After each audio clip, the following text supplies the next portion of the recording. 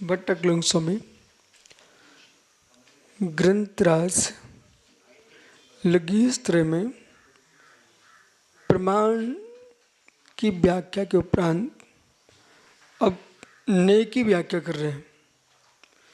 पूर्व में यह आपने पढ़ा प्रमाण न्यायात्मक को नया, जो प्रमाण न्यायात्मक उसका नाम न्याय है। पर यहाँ पर आपने न्याय की बड़ी सुंदर परिभाषा पढ़ी। ये तो यत्र विषयो प्रवृत्ति प्रतीति प्रवृत्ति प्राप्त्या संभूयन्ते समनुभूयन्ते सा तत्वार्थी न्यायात्। ये न्याय की परिभाषा है, ये याद करना है। पढ़ चुके हैं आप पूर्व में। ये 15वें श्लोक में सबसे नीचे की लाइन देखो टीका में। ये तो यत्र विषय प्रतीति प्रवृत्ति प्राप्य संभूयन्ते सा तत्वार्थी न्यायात्। जिस विषय में प्रतीति प्रवृत्ति प्राप्ति का होना सम्यक प्रकार से अनुभव किया जाए, वह उसका अर्थ है, वह इसका अर्थ है, ये न्याय है।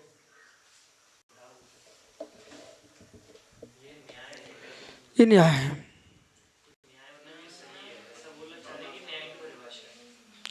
ये न्याय है मतलब व्यवस्थित वास्तविक यथार्थ है। ये न्याय है, अन्याय नहीं है।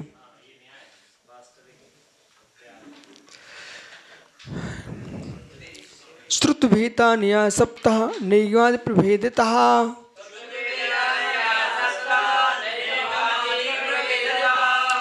द्रव्यपर्याय मूलस्ते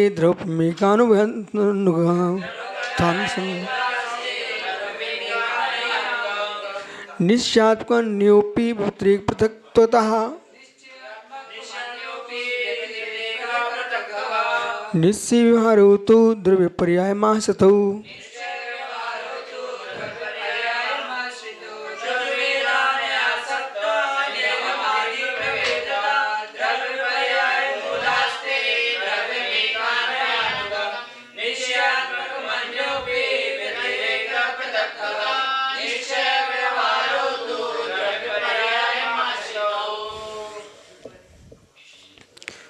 बहुत सुंदर। अत्यदानीम नए विधम आह। अब यहाँ पर नए के भेद करते हैं। श्रुत भेदा नया, जो श्रुत का भेद है उसका नाम नय है, क्योंकि श्रुत दो रूप में है, प्रमाण और नय, जो पूर्व में आपने पढ़ा है। श्रुत प्रमाण के दो भेद, श्रुत शादवाद के दो भेद, नय और प्रमाण। तो अंश को कथन करते हो नय है और सर्वांश को कथन हो प्रमाण है। ऐसा पूर्व में आप पढ़ चुके हो, ठीक है। उपयोगो दो शादवाद नय संस्कृत हो। अब यह कह रहे हैं कि जो श्रुत विकल्पो वान्या आपने पढ़ा है आलाप पद्धति में। श्रुत विकल्पो वान्या, श्रुत के विकल्प को नय कहते हैं। विकल्प यानी भेद। इसलिए शब्दों का प्रयोग करते समय ऐसी रूढ़ी में नहीं फंस जाना। हमने तो श्रुत विकल्प वान्या ऐसा पढ़ा है, श्रुत के विकल्प का नाम नय है। आचार्य भगवान अकलंग स्वामी कहने श्रुत भेदा नया, श्रुत के भेद को नय कहते हैं। तो पहले ग्रंथ कौन सा लिखा गया? किम आलाप पद्धति किम लघुस्त्र? तो लघुस्त्र ये प्राचीन ग्रंथ है भट्टकलिंग स्वामी। और अब यहाँ की दृष्टि से देखें तो ये आलाप पद्धति में लिखा श्रुत विकल्प वान्या, आलाप पद्धति में लिखा श्रुत विकल्प वान्या, ठीक है। तो आलाप पद्धति कर्ता ने सर्वास्ति के दृष्टि से आश्रय से कथन किया और अक्लंक स्वामी ने विकल्प का अर्थ देख लिया भेद ही है, इसलिए कोई विकल्प नहीं है। सप्त, वे नय कितने हैं? 7। नैगमादि प्रभेदतः, नैगम संग्रह विवाह ऋषु शब्द स्मरूढ़ एवं भूत के भेद से ये 7 नय हैं। अब यहाँ आपको समझना है विशेष बात, जो निश्चय व्यवहार का देश में विकल्प चलता विवाद, ये 2 श्लोकों को अर्थ समझ ले तो विवाद करने की कोई आवश्यकता नहीं। अज्ञानी प्राणियों ने विवाद खड़े किए, जो श्रुति को ही अच्छे से नहीं समझ पाए उन्होंने विवाद खड़े किए। वस्तु का स्वभाव ही द्रव पर्याय है। अब ध्यान रखना बालक, जो यूं कहते हैं नए तो कथन शैली वस्तु नहीं है, ये उन्हें सुधारना चाहिए। नए कथन शैली बात नहीं है, नए ज्ञान है, और नए ज्ञान जो है अंशग्राही। फिर इन्होंने कहा श्रुत का भेद, द्रव श्रुत का भेद, शायद भाव श्रुत में भी भेद। भाव श्रुत जो है पदार्थ को जैसा भेदना वैसे ही भेदेगा, भेदात्मक भेदेगा। इसलिए जो श्रुत का विकल्प न है, द्रव श्रुत के भेद करके देख रहा है, तो द्रव श्रुत के भेद करके देख रहा है कि द्रव श्रुत वस्तु में भेद करके देख रहा है।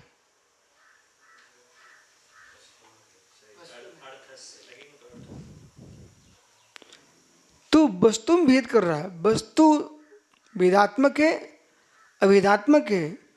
इसलिए भेदात्मक वस्तु को जानने के लिए, भेदात्मक वस्तु को जानने के लिए हमें नए का प्रयोग करना है, वो अभेदात्मक वस्तु को जानने के लिए हमें नए प्रमाण का प्रयोग करना है। इसलिए आपको लघु त्रय पढ़ते समय पूर्व की कारकों का ध्यान रखना है। भेदा भेदात्मक को गेयो,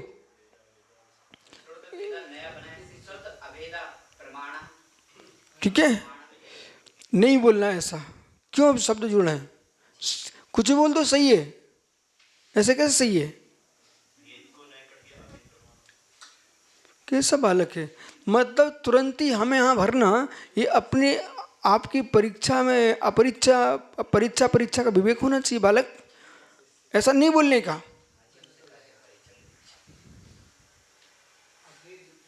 कि आपको अभेदात्मक क्या बोले, ये श्रुत के अभेद को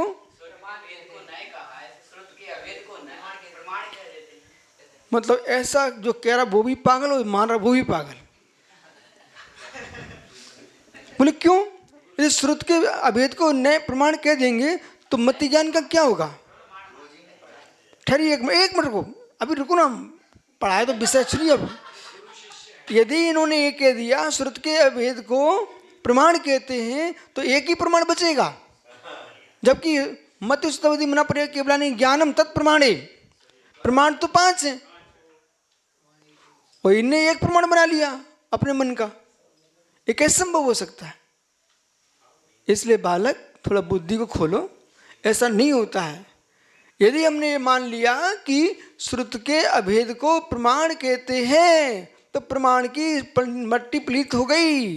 प्रमाण जो है देख लो भैया, प्रमाण 1 हो गया, जबकि प्रमाण कितने थे? 5। और जो है ही उसमें अभेद जोड़ने की जरूरत क्या है? शम स्याद्वाद, यानी श्रुत जो है ना प्रमाण भूति है, ठीक है, प्रमाण का ही अंश न है, न है, नहीं कहेंगे। अब कौन से अरे भाई समझ, ये क्या कहना चाह रहे हैं? कौन से प्रमाण का न श्रुत न है? श्रुत प्रमाण का अंश न है, केवल ज्ञान का अंश नहीं होता है, ठीक है, मति ज्ञान का अंश नहीं होता है, अवधि मना पर्याय का अंश नहीं होता है, मात्र श्रुत ज्ञान का अंश ही न है। श्रुत विकल्पो वान्या, श्रुत का भेद नहीं लिखा अक्लंक स्वामी ने, देखिए आप। इसलिए पीयूष जैसे लोग तुमको मान सकते हैं, मैं नहीं मानूंगा।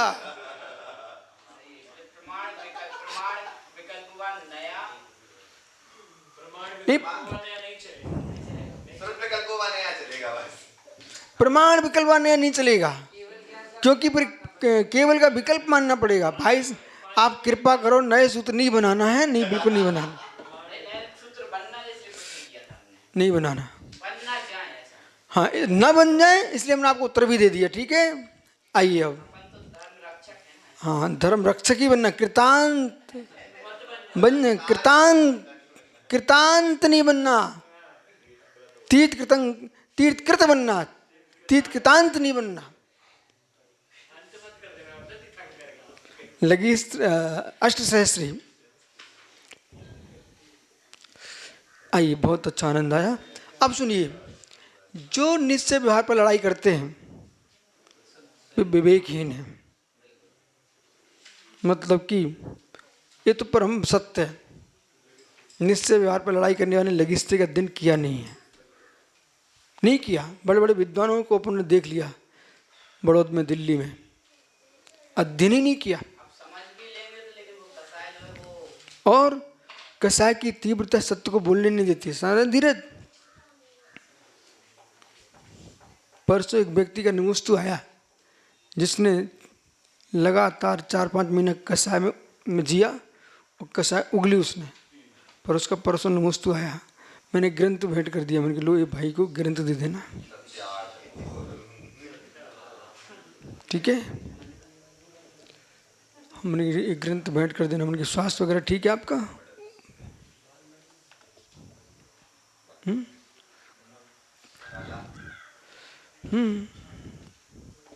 श्रुत भेद नया, श्रुत का भेद न है। शब्द जो 7 प्रकार का है। अब ध्यान दीजिए, द्रव पर्याय मूलस्ते, वे जो है ना, ये ग्रंथकर्ता की प्रज्ञा को नमस्कार करिए आप। किस प्रकार से उन्होंने अल्प अक्षरों में कितने सिद्धांत परोस दिए हैं।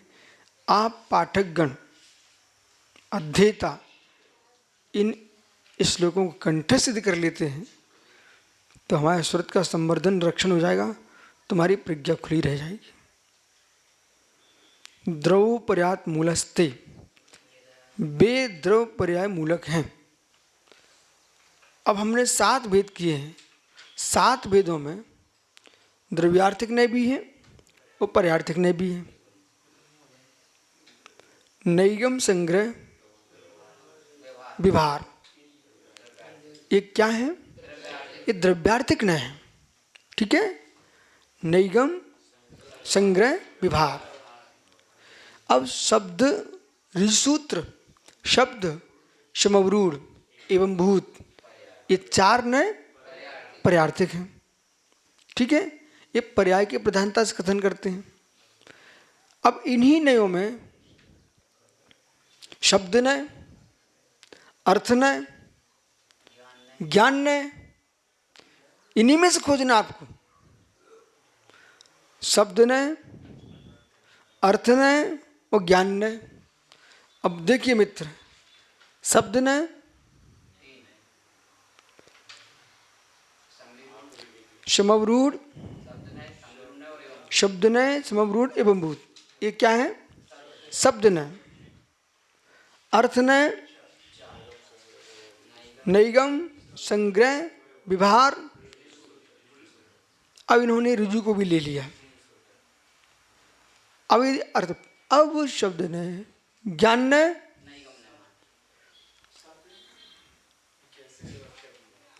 अब ज्ञान नय, अब नय, नैगम ने ज्ञान ने क्यों लिया? क्यों? त्रिकाल का ज्ञान कराने वाला है, त्रिकाल का ज्ञान कराने वाला। सारे नए एक काल को बात करते हैं और नैगम में डॉक्टर साहब 3 काल की बात करता है। और सबसे विशाल कोई न है वो नैगम ने ही है।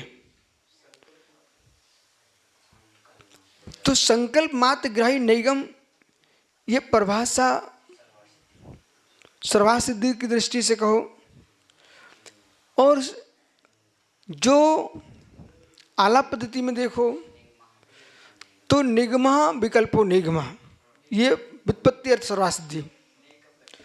और नेकम गच्छति न एकम गच्छति, इसे समझिए आप। न एकम गच्छति इति निगमा, जो एक में ही गमन नहीं करता है उसका नाम निगम न है। रूढ़ी रूप में देखो, अर्थ रूप में न, रूढ़ी रूप में नहीं पकड़िए। नेकम गच्छति निगमा अर्थ नहीं जानता ना, तो वो उसका अर्थ ही नहीं जानता। न एकम गच्छति, मात्र एक में ही गमन नहीं करता है, इसलिए कहा नहीं गमन है। ये भूत में भी गमन करता है, भविष्य में ही गमन करता है, वर्तमान में गमन करता है, और संकल्प मात्र ही नहीं ग्रहण करता है। ठीक है, तो ज्ञान में देख रहा है ऐसी वस्तु होगी, ऐसी भी होगी, ऐसी भी होगी, ऐसी भी होगी, ऐसी भी होगी, ऐसी थी, ऐसी होगी। अद्य वर्धमान स्वामी जन्ममस्ति, आज वर्धमान स्वामी का जन्मदिन है, आज महावीर जयंती है। भूतनी भाईवत वर्तमान करती सा भूत निगमा था अद्दीपो सुवधिनी श्री वर्धमान स्वामी मोक्षम गता भावनी अतीते वर्तमान रोपणम यत्सा भूत निगमा या अद्य दीपो श्री वर्तमान मोक्षम गता, ऐसा बोलना चाहिए। अतीते वर्तमान रोपणम, अतीते वर्तमान रोपणम सा भूत निगमा यथा वर्धमान स्वामी दीपो सुवधिनी श्री वर्धमान स्वामी मोक्षम गता। ठीक है, अब तुम यदि संस्कृत नहीं जानते हो और रट्टू तोते हो तो ऐसे ही बोलते रहना, है ना। ये संस्कृत जानते हो तो मोक्षम गता की जगह पर तो आज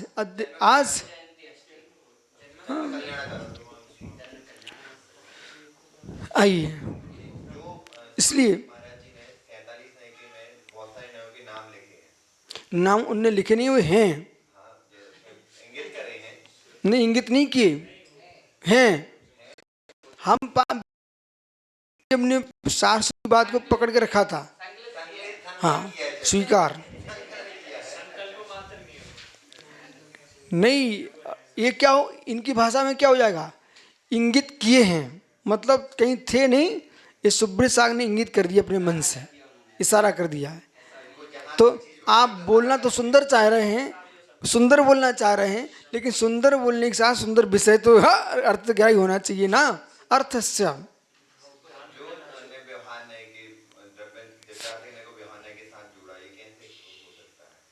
हो नहीं सकता, वो है ही ऐसा। क्या पहले याद करके आप फिर बताना। अरे कुछ से कुछ भूल जाएगा क्या मतलब, आप शुद्ध अर्थ नहीं बोलो, हम फिर बता रहे अर्थ आपको। देखो वस्तुत्व महाकाव्य गोष्ठी चल रही थी, कहाँ पर, इंदौर में। तो अन्वय सापेक्ष कोई एक नया आया था वस्तुत्व में, तो वो सब जो गोष्ठी कर रहे थे उन्होंने हमारे पर प्रश्न छोड़ दिया, बोले ये तो मेरी समझ में ही आया, कौन से शास्त्र में आया है, आला पद्धति में नहीं आए, ये है प्रवचन सार जी में अविकल्पना है। ठीक है, तो अविकल्पना 46 में एक नया है और वस्तुत्व में स्पष्ट लिखा है, हाँ सब नए कविता लिखी है।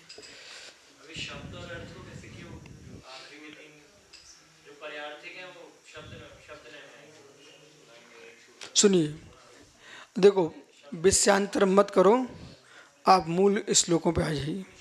वही तो मैं बोल रहा हूँ, आप 2 मिनट रुकोगे क्या। ए पंडितों मेरी तरफ देखो, पहले 2 काम करने से कभी तुम ज्ञानी नहीं बन पाओगे। नहीं ग्रंथ लिखेंगे मंद सुनो, सुनने वाला ही बोलने वाला बनता है। इधर देखो, शब्द ने तो शब्द ने है ही, वो तो तुम जानते ही हो। इसके बाद क्षमवरूढ़, क्षमवरूढ़ शब्द ने है, बोलो कैसे, इतना गौ पशु, ठीक है, गौ पशु, आपने गौ को पशु कहा रूढ़ी अर्थ में, ठीक है, पर शिशन आदि जिसमें है वो पशु है, गाय है, पर रूढ़ी में उसे ही गाय कहते हैं समरूढ़ से, पर जो गमन करे सो गाय। तो ये शब्द की प्रधानता से कथन चल रहा है। किसकी अपेक्षा कथन चल रहा है? शब्द की प्रधानता से कथन चल रहा है। रूढ़ी अर्थ, शब्द कितने प्रकार के हैं? अन्वय, समझ रहे ना, शब्द 3 प्रकार का होता है, योगिक, योगिक, रूढ़ी और योग रूढ़ी, ठीक है। इसलिए सब समरूढ़ ने रूढ़ी अर्थ में गया। योग रूढ़ी में जाएगा, योग में भी जाएगा, रूढ़ी में जाएगा। अब चलिए एवं भूत, इस प्रकार से जो क्रिया की प्रधानता से शब्द का प्रयोग किया जा रहा है, क्रिया की प्रधानता से कथन कर रहे हैं, क्रिया की प्रधानता से कथन कर रहे हैं, वो एवं भूत न है। जिसमें पूजा कर रहा पुजारी है, तो किससे पकड़ा आपने? शब्द ने, शब्द से, क्रिया को शब्द में बांध के बोल रहे हैं हम। और पूरी शब्द रूप में चल रही है। अब वो नैगम है ना, उसको त्रिकाली क्यों कहा? नेकम गच्छति, एक में गमन नहीं करो, काल सापेक्षी है। निगम ने क्या है? काल सापेक्षी। नैगम ने के बारे में तो विशद ज्ञान करना हो कठिन, तो नए विवरण पढ़ना चाहिए। नए विवरण को तो कि यानी कि श्लोक वार्तिक का एक अध्याय है, श्लोक वार्तिक। श्लोक वार्तिक में नैगम ने की अत्यंत विशद व्याख्या है, और बाकी पदार्थ पर आलंबित हैं, इसलिए अर्थ न है, ठीक है। अब नैगम ने के इतने भेद हैं। आइए अब मित्र अर्थ कर लो, कल पढ़ लूंगा, ठीक है, लेकिन अर्थ तो कर लो हिंदी इसका। अब कोई प्रश्न नहीं करना, धारावाहिक श्लोक अर्थ सुनिए आप। दीवार टेक्निकली नहीं है, देखो हम भी इतनी दूर बैठे हैं। श्रुत भेदन या तो द्रव पर्या मूलस्ते, ये ध्यान दीजिए। ते यानी बे, ते यानी बे, कौन? 7 जो न है वे 2 भागों में विभाजित हैं, द्रव्यार्थिक और पर्यार्थिक। द्रव्यम एक अन्वयनुंगम, द्रव्य जो है, अब माने ये 2 श्लोक याद कर लिए, विश्व का कोई धुरंधर नए पर व्याख्यान करने के लिए आपको निश्चय व्यवहार की विसंवाद कराना चाहे, आप फटाफट उत्तर देंगे तुरंत। पर्याय मूलस्ते, द्रव पर्याय मूलस। अरे मित्र आप समझिए, इधर देखो मित्र, नए मात्र कथन शैली नहीं है,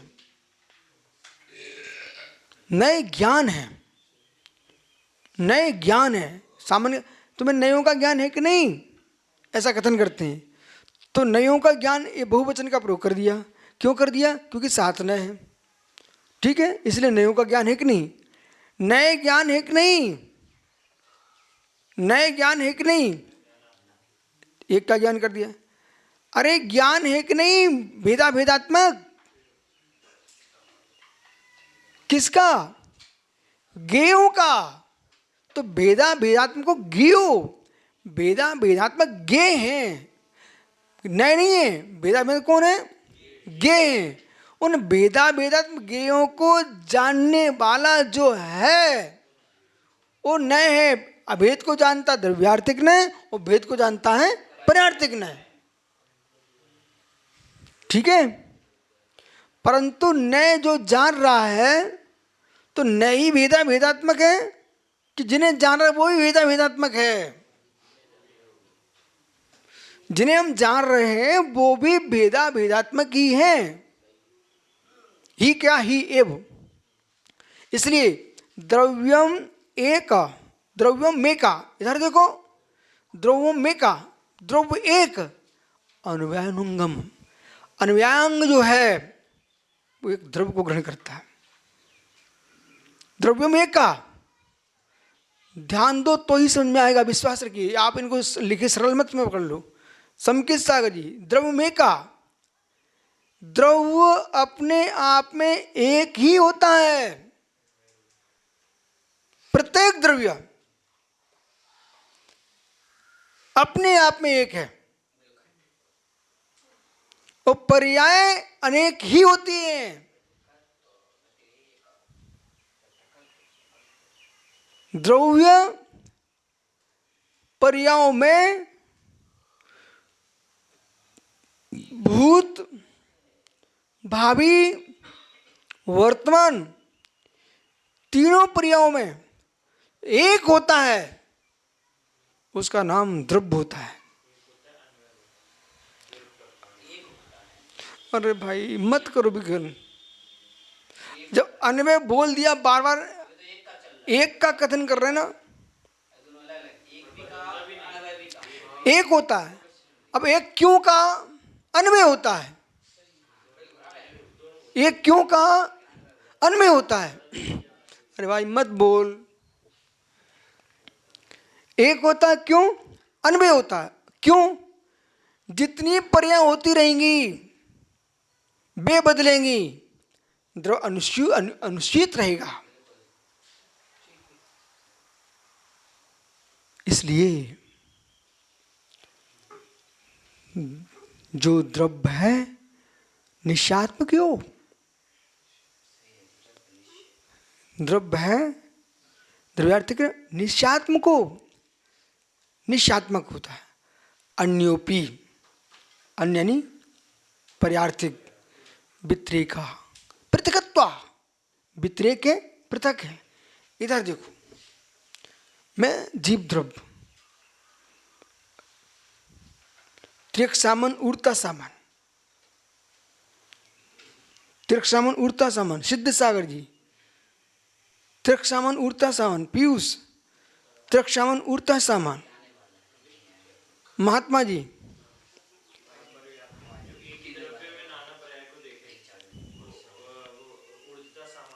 एक ही द्रव्य में ऐसा क्यों बोलते हो? नाना पर्याय में एक ही द्रव्य को देख ऐसा क्यों नहीं बोलते हो? देखो अब तुम बड़े हो गए हो, सिद्धांतों की व्याख्या भूल नहीं चलेगी।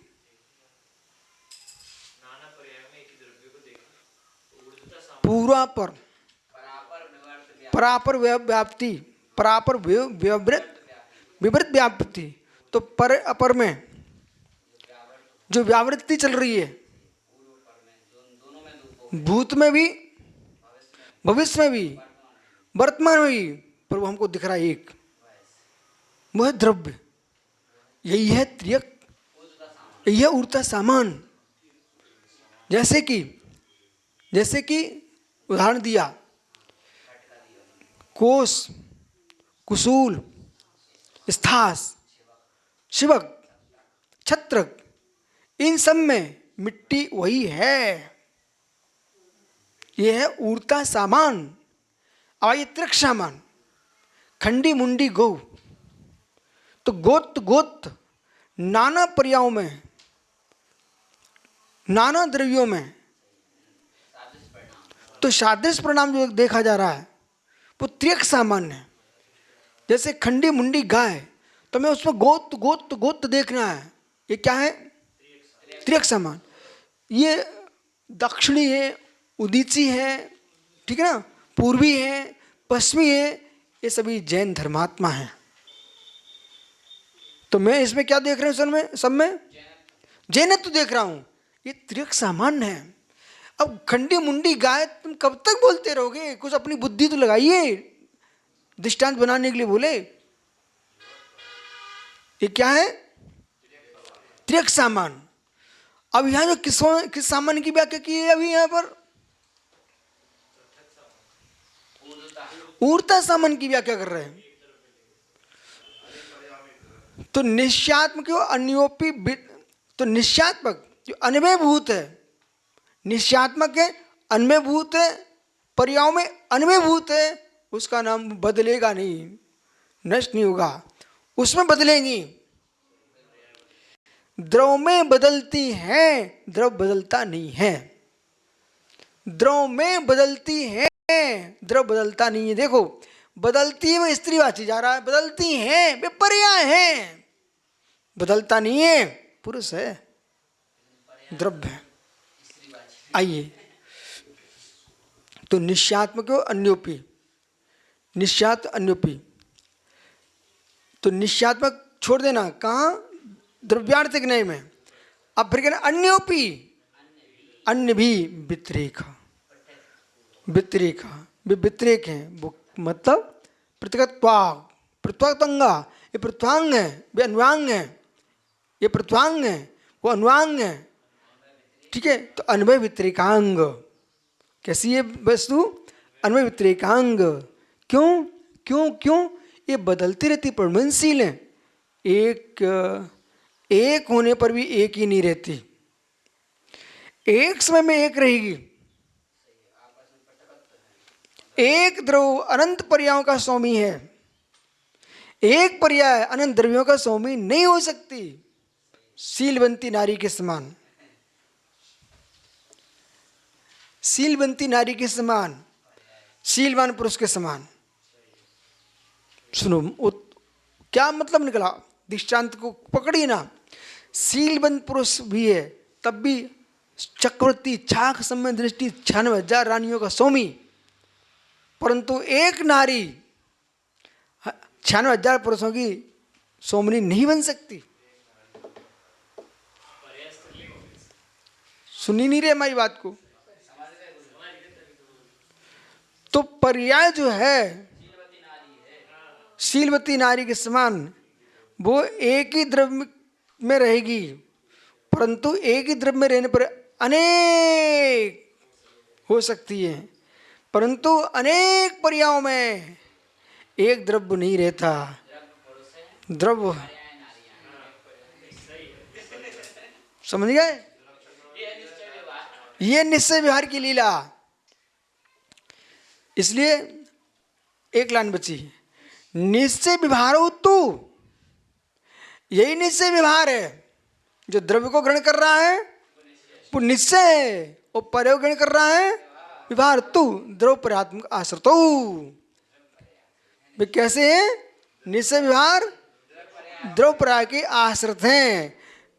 बिना द्रव्य पर्याय के आश्रय के बिना कोई नय होता ही नहीं है।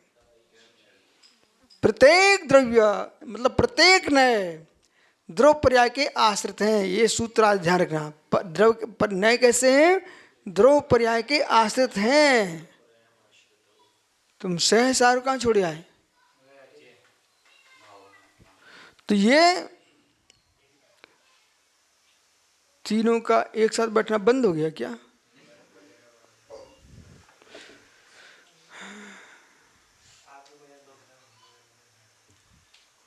शेष आगे विचार करेंगे, ठीक है? ये विशिष्ट टीका